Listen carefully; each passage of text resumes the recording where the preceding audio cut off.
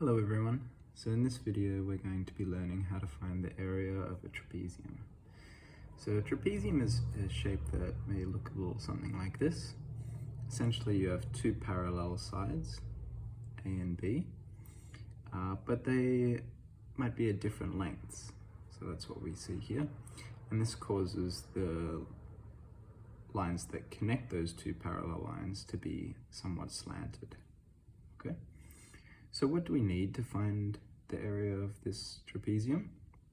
Well, we need the lengths of those two parallel sides, and we also need the perpendicular height. So that's the distance between those two parallel lines, okay, at a perpendicular angle. This is somewhat reminiscent of finding the area of a triangle, where we need the perpendicular height of the triangle. So what's the formula to calculate this? Well, here it is here. So the area is equal to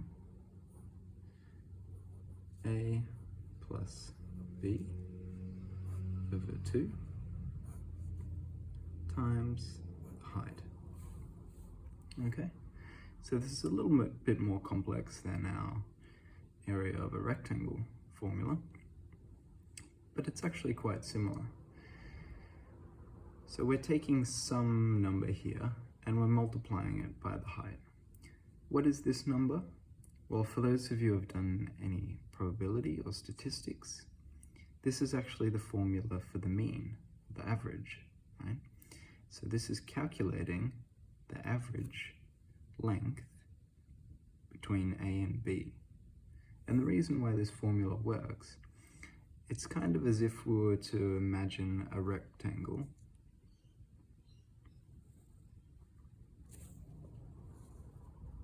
Maybe it would look something like this. A rectangle where each of these lengths here are the average length of this trapezium. So this length would be A plus B on 2, and this length would be A plus B on 2.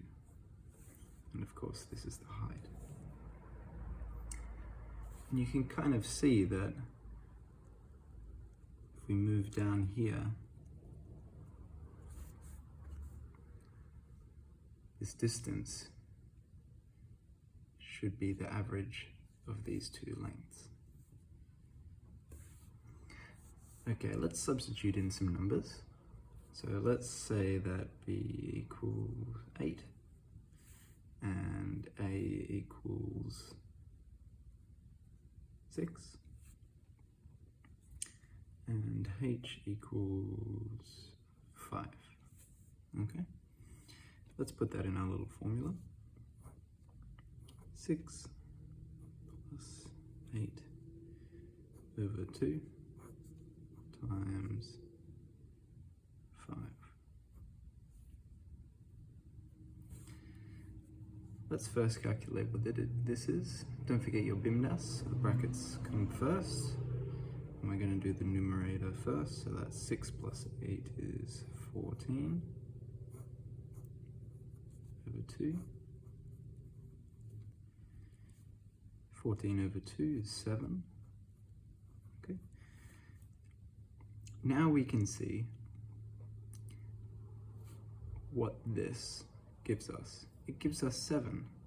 And 7, if we look here, is just the number between 6 and 8. So if we were going to draw our equivalent rectangle, the lengths on the top and the bottom would be 7, and it would give us the same area. Different shapes, but the same area. This of course gives us 35, and if we have some units here, centimeters, this would of course be in centimeters squared. Okay, don't forget the squared because we're talking about area. Okay, hope that helped everyone. If you have any comments or questions, leave them down below. And happy to answer them. Thanks for watching. Bye.